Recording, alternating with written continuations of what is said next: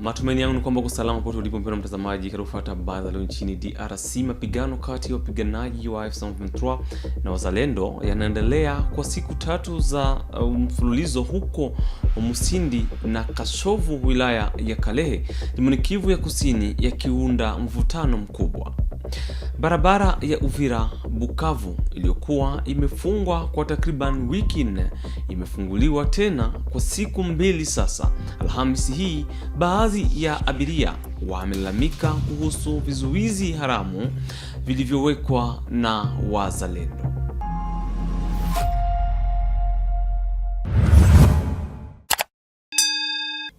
Hujambo.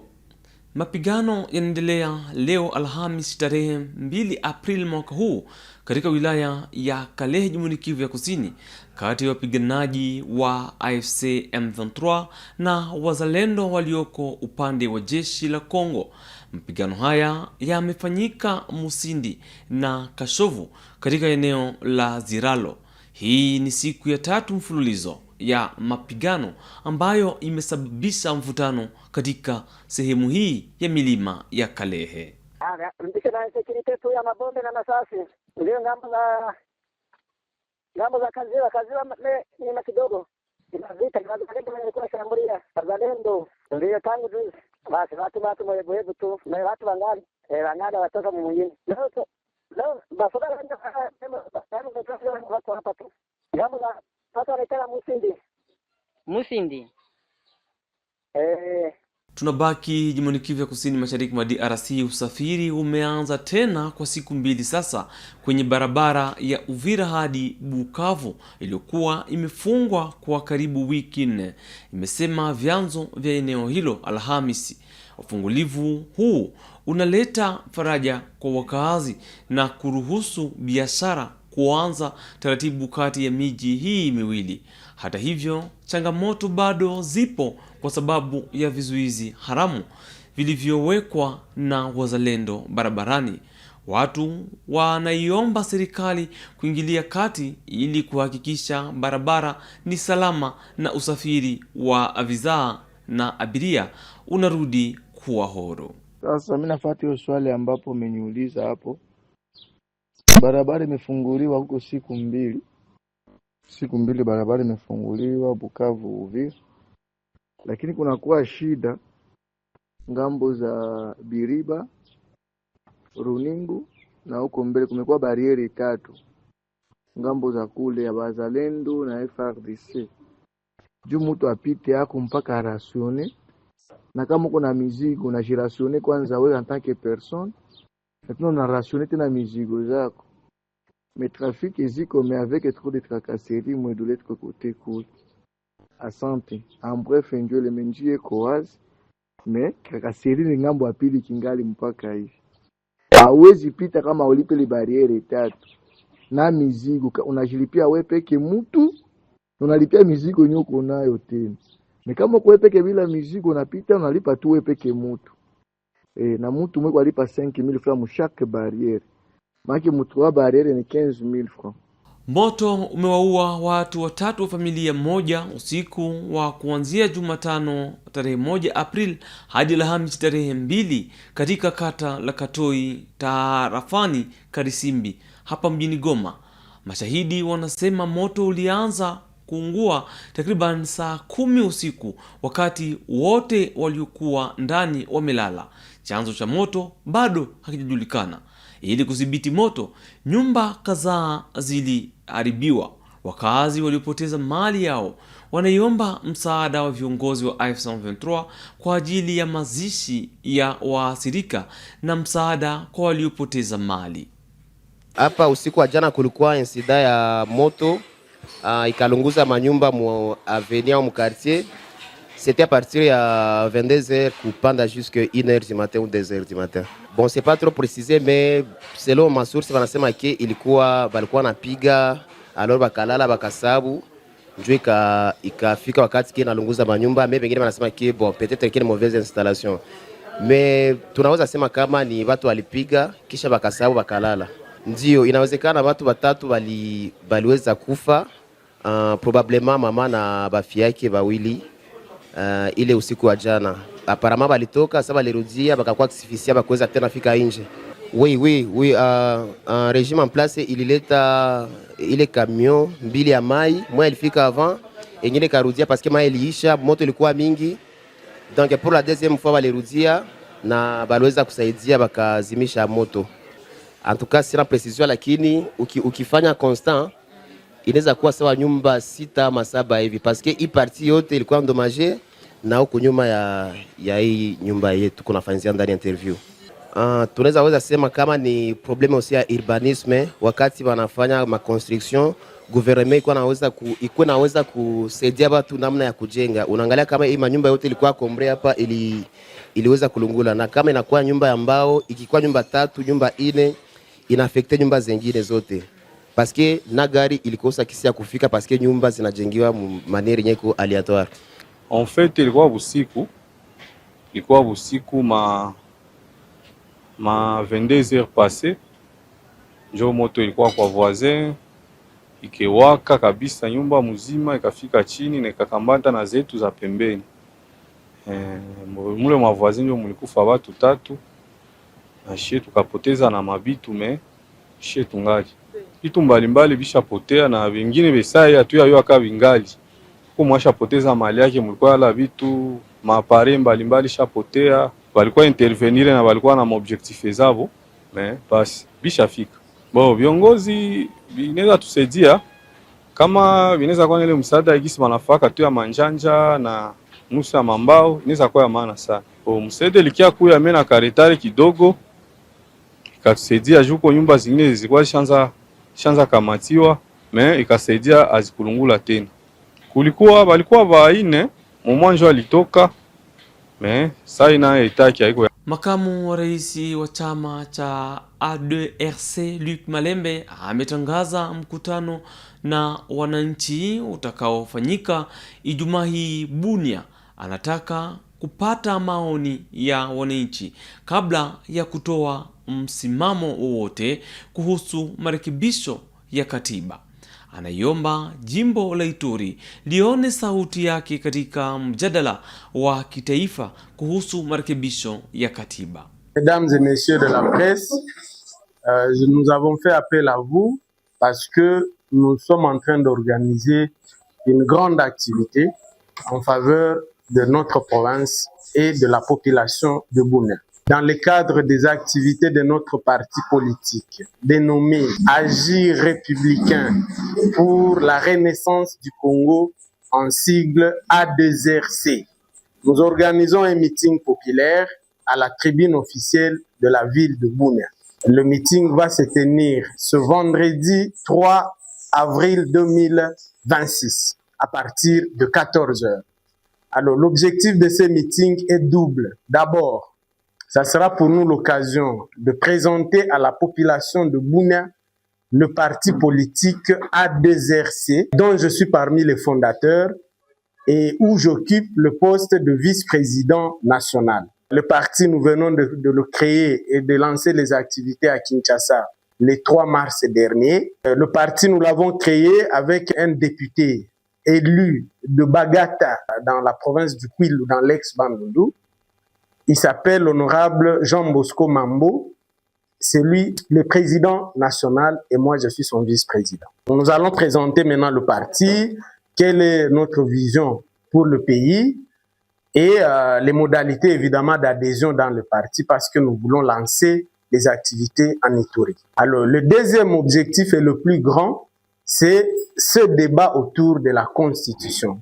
Vous savez que longtemps l'Ituri ne s'inscrit jamais dans les débats nationaux. Lorsqu'il y a des marches ailleurs, oh, on ne veut pas ceci, on veut cela, l'Ituri a toujours répondu absente. Lorsqu'on ne s'inscrit pas dans les débats nationaux, la conséquence, vous la connaissez, c'est l'absence dans les institutions. C'est comme ça qu'aujourd'hui, l'Ituri est presque absente, ni au gouvernement, ni partout. On nomme tous les jours des DG des entreprises, vous ne verrez aucun Ituri. On nomme presque tous les jours dans les cabinets des ministres et tout, vous ne verrez aucun Ituri. Parce que nous ne nous inscrivons pas dans les débats nationaux. Nous sommes comme dans un village, tous les villages vont au champ pour cultiver et quelqu'un il refuse d'aller au champ il reste là à prendre de la bière et lorsque les autres vont récolter, il commence à dire non, moi aussi je dois manger, moi aussi il faut me donner. C'est ça l'Itourien. Oh non, nous avons un poids politique, il faut nous donner. Non, il faut se battre là où les autres se battent. Donc, nous refusons de faire cette vieille politique à laquelle nos aînés nous ont habitués, une politique d'absence dans les débats nationaux. Je crois, sans être prétentieux, je crois être le rare acteur politique de l'Ituri que vous verrez dans les débats nationaux sur toutes les chaînes à Kinshasa. Ce débat de la Constitution, que pense l'Ituri? Que pense la population de Bunia? Parce que vous avez suivi, tous les politiciens sont aujourd'hui en train de prendre des positions. Oh non, nous on refuse qu'on touche la Constitution. Les autres disent, nous on veut qu'on change la Constitution. Mais comment vous avez su que la population sait? Qui parmi vous sait ce que la population veut? Nous voulons prendre des décisions éclairées. Nous voulons consulter notre base. Parce que moi, je suis politique, acteur politique de la ville de Bunia. Ma base politique, c'est dans la ville de Bunia. Je reviens de Kinshasa pour consulter ma base. Je voudrais les écouter. Qu'est-ce qu'ils disent? Est-ce que la population de Bunia est d'accord pour qu'on change la Constitution? Pourquoi? Est-ce qu'elle n'est pas d'accord? Pourquoi? Je refuse d'être comme tous ces autres politiciens des réseaux sociaux qui se réveillent un matin. Oui, moi je veux. Mais tu n'as mis base, tu n'as posé la question à personne. Comment tu sais ce que la population veut? Moi, Luc, on peut tout me reprocher, mais moi je suis toujours du côté du peuple. Je n'entre jamais en contradiction avec la population que je défends. Nous, on veut écouter la population.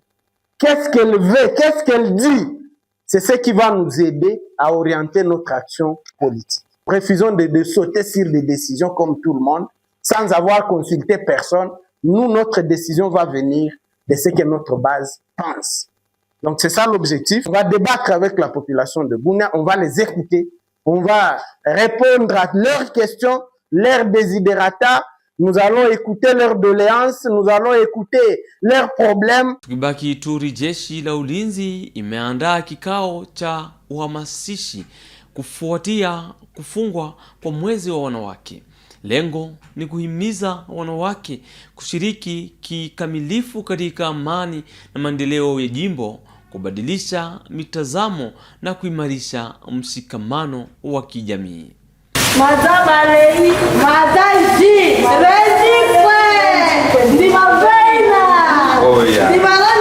Plusieurs femmes ont pris part à cette rencontre basée sur leur rôle dans la consolidation de la paix en Ituri. La notable Pétroline Vaouika a salué l'initiative et a appelé les femmes à s'impliquer davantage. Elle les a invitées à adhérer à la RAD, estimant qu'elles peuvent influencer positivement leur famille et la communauté. Nous avons eu la première femme ministre. C'était la première fois dans notre pays qu'une femme est nommée ministre. Elle était ministre du social. Ensuite, les femmes ont commencé à se lever.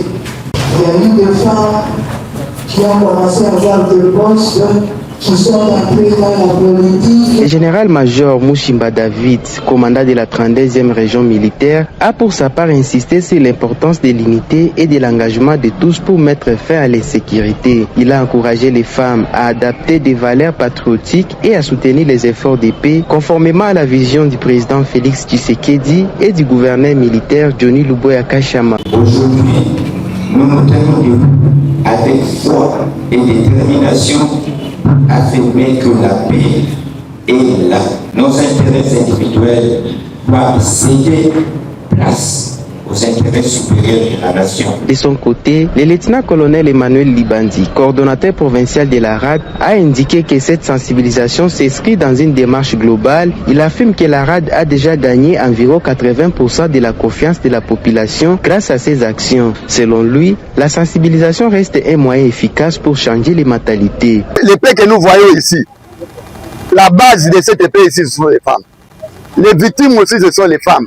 C'est ça que nous avons dit que non, nous devons réunir toutes les femmes pour leur présenter la deuxième phase de sensibilisation dans le cadre d'une approche globale. C'est-à-dire tout Iturien, tout Congolais doit entrer dans la sensibilisation. Parce que la sensibilisation, c'est une arme très efficace qui peut transformer le monde. Organisée sous le thème 30 ans de conflits et les stratégies influençant le climat des affaires, cette activité a permis de rappeler que la paix reste indispensable pour le développement de la province. Kamati ya usimamizi wa malipo ya mishahara ya maafisa na watumishi wa umma imethibitisha kufungwa rasmi kwa malipo ya Februari 2026. Imeanza malipo ya mishahara ya Machi 2026 hasa kwa walimu na watumishi wa serikali. Suluhisho za kidijitali zitatumika kupunguza ucheleweshaji wa malipo katika majimbo. Alors nous venons de sortir d'une réunion, comme on a l'habitude de la tenir, sur instruction des autorités de supervision, qui a principalement tourné autour de 2 points. Il était question de faire très rapidement l'évaluation de la paie du mois de février et également aborder la question pour la paie du mois de mars. Concernant le mois de février, on peut, après évaluation, confirmer que la paie a été exécutée conformément aux instructions qui ont été données par des autorités. Les dispositions de manière pratique ont été prises pour encadrer cette paie et la clôturer, disons, de manière assez rapide. Alors concernant la paie du mois de mars, dont on a fait le tour de la question avec les différents services gestionnaires, les services techniques qui sont dans la chaîne de la paie, ainsi que les opérateurs de paie. Et on peut confirmer aujourd'hui que la paie du mois de mars a été déjà lancée. Et comme on a toujours insisté sur la séquence des priorisations, donc ce sont les militaires, les policiers, ainsi que les enseignants qui seront prioritairement alignés. Et on va poursuivre, je dirais, le processus comme on a eu à le faire pour les 2 premiers mois du trimestre, jusqu'à ce que la paie soit clôturée, je dirais, dans un délai relativement raisonnable. Je voulais réitérer la communication que nous avons faite la fois dernière pour inviter tous les fonctionnaires, tous les agents et fonctionnaires de l'État à se méfier d'autres sources pas clairement identifiées qui pilulent des informations qui peuvent désorienter, je dirais, l'opinion publique. Je peux vous rassurer que suivant les instructions qui ont été données par les autorités, le gouvernement, les autorités de supervision, toutes les dispositions sont prises, tenant compte de glissements que nous avons connus déjà à partir du premier mois du trimestre. Et la situation va se poursuivre avec ces glissements pour arriver à une stabilisation à partir du mois d'avril, tel que les autorités l'avaient si bien, disons, annoncer. Na mbali na mipaka ya DRC, katika ziara yake Doha, Rais Felix Tshisekedi alikutana Alhamis na Emir wa Qatar, Tamim bin Hamad Al Thani, kujadili hali ya usalama inayozidi katika Ghuba kutokea kwa mashambulizi yanayohusiwa na Iran. Rais Tshisekedi alieleza mshikamano wa Jamhuri ya Kidemokrasia ya Kongo na watu wa Qatar na kudhibitisha kujitolea kwa Kinshasa kuheshimu sheria za kimataifa na uhuru wa mataifa. Mawadala pia yalihusu hali ya usalama katika mashariki mwa DRC, ambako Tshisekedi alitathmini juhudi za Qatar katika usuluhishi wa amani ya kikanda.